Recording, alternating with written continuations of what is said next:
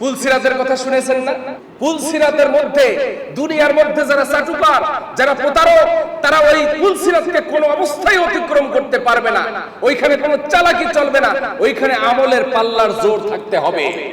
ওই জোর যার থাকবে তিনি বিজলির গতিতে পুলসিরাত পার হয়ে জান্নাতের ভিতরে চলে যাবেন।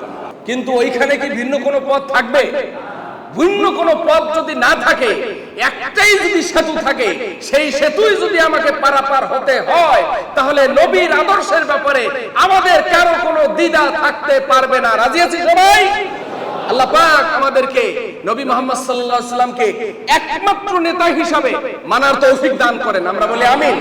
আমাদের নেতার নাম কি? মুহাম্মদুর রাসূলুল্লাহ সাল্লাল্লাহু আলাইহি সাল্লাম। নেতা কিন্তু মানতে হবে। নেতা আমাদের সমস্ত কর্মকাণ্ডের মধ্যে প্রতিফলিত ঘটাতে হবে, তাহলে তা না হলে আমরা ক্ষতিগ্রস্ত হব।